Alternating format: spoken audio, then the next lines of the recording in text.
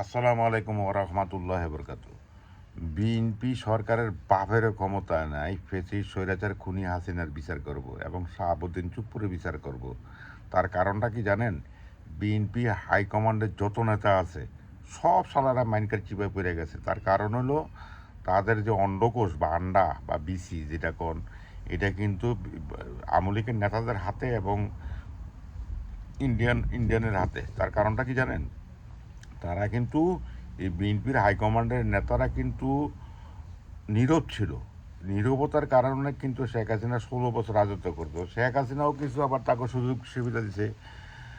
শত শত কোটি হাজার হাজার কোটি টাকা কিন্তু লেনদেন হয়েছে বিএনপি আর আমেরিকার সাথে। কিন্তু হাসিনা এমন বিচক্ষণ, কারণ হাসিনার উপদেষ্টা ছিল কারা? ভারতের গোয়েন্দা বিভাগ। সেই সুবাদে কিন্তু ভারতের গোয়েন্দার মাধ্যমে তাদের পরামর্শে কিন্তু প্রতিটা লেনদেনের ভিডিও ফুটেজ কিন্তু আমলিকের নেতাদের হাতে আছে এবং ভারতের হাতে আছে।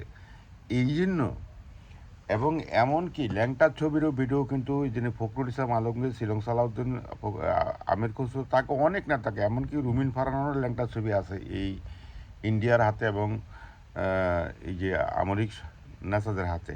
তা আপনি যাবেন কোন দিকে? বিএনপি পড়ে গেছে টোটাল মাইন্ড চিপায়। টোটাল মাইন্ড চিপায়। তারা না পারতেছে দেশের পক্ষে কাজ করতেছে, না পারতেছে লুটপাট এবং গণহত্যার বিচার করতেছে, না পারতে ব্রিজলকে বুঝাতে পারছে, না পারতেছে নিজের আত্মাকে বুঝাইতেছে। এই যে ফখরুল দেন না মাঝে মাঝে বেফাস কথা বলে ফেলে, একটা সরাসরি আমলিকের পক্ষ নেই। এটা কিন্তু তার ইচ্ছা না, তার বলতেই হবে, কারণ তার ল্যাংটা ছবি আছে, তার তার তার লেনদেন আছে শেখ হাসিনার সাথে, শত শত কোটি টাকার লেনদেন আছে এই শেখ হাসিনাকে রাজত্ব করার জন্য। তো আপনি কোথায় যাবেন, কাকে বুঝাবেন?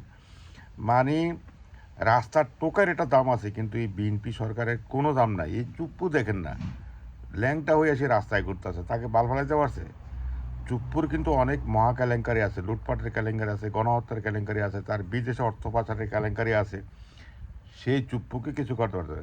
চুপ্পু আজকে অ্যারেস্ট হলে কালকে বিএনপির পতন হয়ে যাবে। চুপ্পু সব ব্যবহার পাস করে দিব করে উঠা।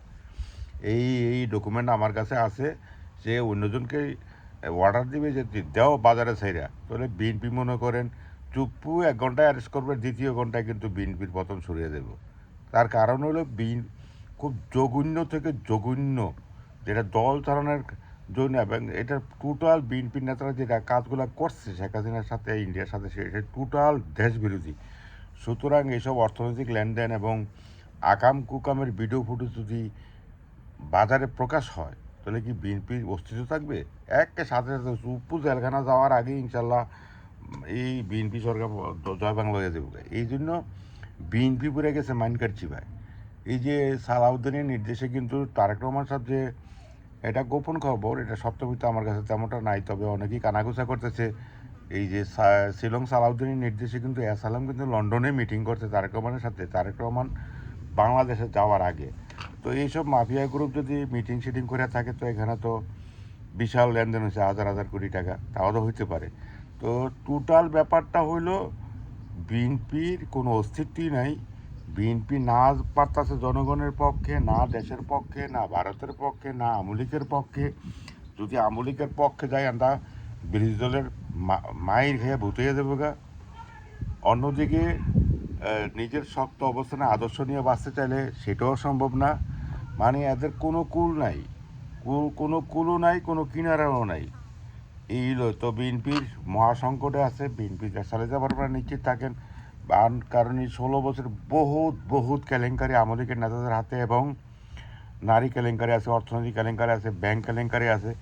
এই সমস্ত ডকুমেন্ট আমলিকের নেতাদের হাতে এবং ভারতের কাছে আছে। সুতরাং বিএনপির জন্য মহা বিপদ, মহা বিপদ। বাংলাদেশ জিন্দাবাদ, ইনকলাব জিন্দাবাদ।